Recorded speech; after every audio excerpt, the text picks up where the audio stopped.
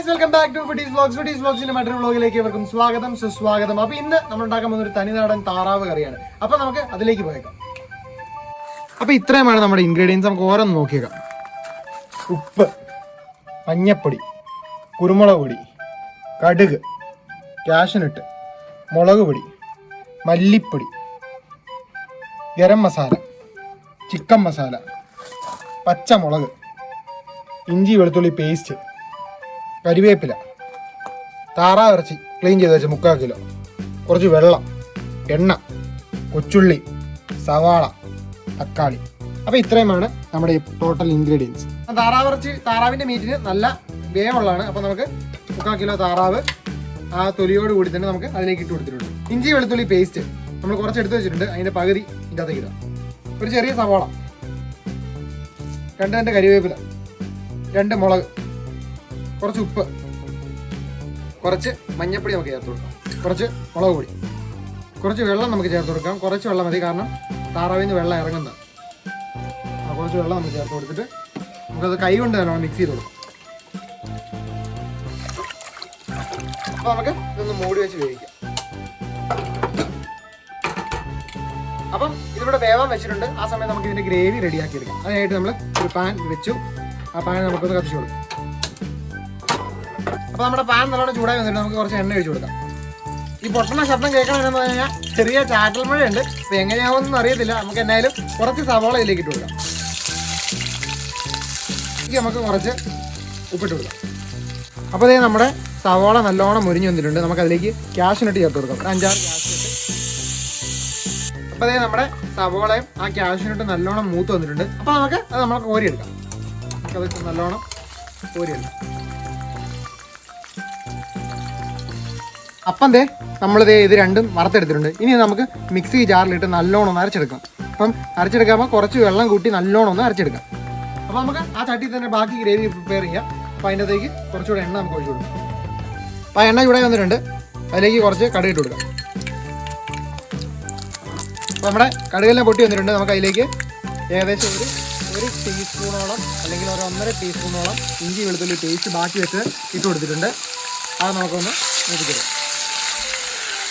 അപ്പോൾ നമ്മൾ ചെറിയ 4-5 പച്ചമുളക് എടുത്ത് വെച്ചിട്ടുണ്ട്. ഇതൊരു 4-5 പച്ചമുളക് ചെറുതാണ്. അപ്പോൾ നമുക്ക് അതിലേക്ക് ഇട്ട് കൊടുക്കാം. അതിലേക്ക് നമുക്ക് സവാള അരിഞ്ഞ് ചേർക്കാം. കുറച്ച് കൊച്ചുള്ളി ഉണ്ട്, അരിഞ്ഞ് വെച്ചിട്ടുണ്ട്, അതും ചേർക്കാം. കുറച്ച് ഉപ്പ് ചേർത്ത് കൊടുക്കാം. അപ്പോൾ നമ്മുടെ സവാള നല്ലോണം വഴണ്ട് വന്നിട്ടുണ്ട്. ഇനി നമുക്ക് അതിലേക്ക് പൊടികൾ ചേർത്ത് കൊടുക്കാം. കുറച്ച് മഞ്ഞൾപ്പൊടി, മല്ലിപ്പൊടി,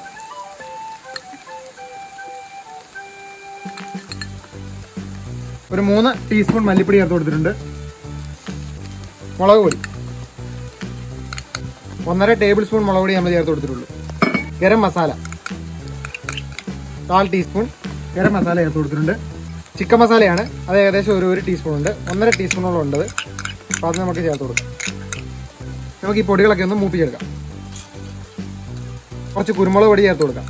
കുരുമുളക് നമ്മൾ ചെറുതാക്കി പൊടിച്ചേ ഉള്ളൂ, നൈസായിട്ട് അങ്ങ് പൊടിച്ചിട്ടില്ല. ഏകദേശം ഒരു 1.5 ടീസ്പൂണോളം കുരുമുളക് പൊടി. ഒന്നും പറയണ്ട, ഇടയ്ക്ക് എടുത്തോണ്ട് പോകുമ്പോൾ നല്ല അടിപൊളി മഴയൊക്കെ പെയ്യുന്നത്. അപ്പോൾ മഴ പെയ്തപ്പോൾ നമുക്ക് എന്നാലും നിർത്താനും തോന്നുന്നില്ല. ഇതെങ്ങനെയൊന്നും ഉണ്ടാക്കി തീർക്കാൻ വേണ്ടിയിട്ട് ഈ കുടയും പിടിച്ചൊക്കെ നമ്മൾ എടുക്കണേ. ഇതൊക്കെ നിങ്ങൾക്ക് വേണ്ടിയിട്ടാണ്. അപ്പം നമുക്കിനി തക്കാളി ചേർത്ത് കൊടുക്കാം.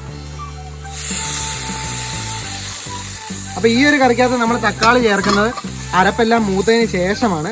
അപ്പം അതാണ് ഇതിന് കൂടുതൽ ടേസ്റ്റ് നൽകുന്നത്. അപ്പോൾ നേരെ നമ്മൾ സാധാരണ ഒരു കറി വെക്കുമ്പോൾ തക്കാളി എല്ലാം ചേർത്തതിന് ശേഷമാണ് അരപ്പൊക്കെ മൂപ്പിക്കുന്നത്. ഈ ഒരു കറി വെക്കാൻ നേരത്ത് ഇങ്ങനെയാണ് ചെയ്യുന്നത് നല്ലത്.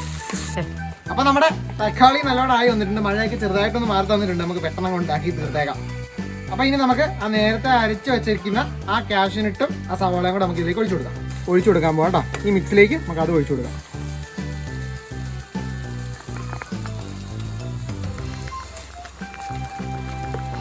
അല്ല, ഇനി നമുക്ക് അതൊന്ന് ചെറുതാക്കി ഒന്ന് ലോ ഫ്ലെയിമിലിട്ടൊന്ന് മൂപ്പിച്ചെടുക്കാം. അപ്പോൾ നമ്മുടെ അരപ്പ് നല്ലോണം റെഡി ആയിട്ടുണ്ട്. കണ്ടോ, നല്ലോണം റെഡി ആയിട്ടുണ്ട്. ലോ ഫ്ലെയിമിൽ ഇട്ടേക്കാണ്. നമുക്ക് ഇതിലേക്ക് ഇറച്ചി ചേർത്ത് കൊടുക്കാം. നമ്മൾ ഹൈ ഫ്ലെയിമിലിട്ട് ഇത് നല്ലോണം തിളച്ചതിന് ശേഷം ലോ ഫ്ലെയിമിലേക്ക് ഇട്ടിട്ടുണ്ട്. കണ്ടോ, ചെറിയ തിളവനുണ്ട്. അപ്പോൾ ഇത് നമ്മളിങ്ങനെ ഇട്ടായിരുന്നു. ഞാൻ എണ്ണ തെളിയാൻ വേണ്ടിയിട്ടാണ് നമ്മളിങ്ങനെ ഇട്ടേക്കുന്നത്. ഹൈ ഫ്ലെയിമിലിട്ട് ഇളക്കിക്കൊണ്ടിരുന്ന എണ്ണ തെളിയത്തില്ല. അപ്പോൾ നമുക്കൊന്ന് എണ്ണ ഇന്ന് തെളിച്ചെടുക്കാം. അപ്പം നമ്മുടെ കറി നല്ല രീതിയിലായിട്ടുണ്ട്. ഇനി നമുക്ക് കരിവേപ്പിലയും കൂടി ഇട്ടിട്ട് അത് നല്ലോണം ഇറക്കാം. അപ്പോൾ കരിവേപ്പില നമുക്ക് തണ്ടോടുകൂടി തന്നെ കിട്ടാൽ മതി. നമ്മൾ തണ്ടോടെ കരിയാപ്പിലോടെ ഇട്ടിട്ട് ആ ഫ്ലെയിം അങ്ങ് ഓഫ് ചെയ്തിട്ടുണ്ട്. ഫ്ലെയിം ഓഫ് ചെയ്തിട്ട് കിടക്കണ കണ്ട. അപ്പോൾ അതെ നമ്മുടെ അടിപൊളി തനിനാടൻ താറാവ് റോസ്റ്റ് ഇവിടെ കറക്റ്റായിട്ട് റെഡി ആയിട്ടുണ്ട്. കണ്ട അടിപൊളി ടേസ്റ്റാണ്. അതിൻ്റെ ഗ്രേവിയൊക്കെ ഞാൻ ടേസ്റ്റ് ചെയ്ത് നോക്കി, ഇടുവാണ്. അപ്പം ഈ വീഡിയോ നിങ്ങൾക്ക് ഇഷ്ടപ്പെട്ടെങ്കിൽ ലൈക്ക് ചെയ്യുക, ഷെയർ ചെയ്യുക. നമ്മുടെ ചാനൽ ആദ്യമായിട്ടാണ് കാണുന്നതെങ്കിൽ സബ്സ്ക്രൈബ് ചെയ്യാൻ മറന്നു പോകരുത്. ബെൽബട്ടൺ കൂടി അമർത്തിയേക്കണം, എന്നാലേ നമ്മൾ അപ്ലോഡ് ചെയ്യുന്ന വീഡിയോസിൻ്റെ ഒക്കെ നോട്ടിഫിക്കേഷൻ നിങ്ങൾക്ക് എത്തുള്ളൂ. അപ്പം ഇതുപോലത്തെ റെസിപ്പീസ് ഇനിയും നമ്മൾ നിങ്ങളോട് ഉണ്ടായിരിക്കും.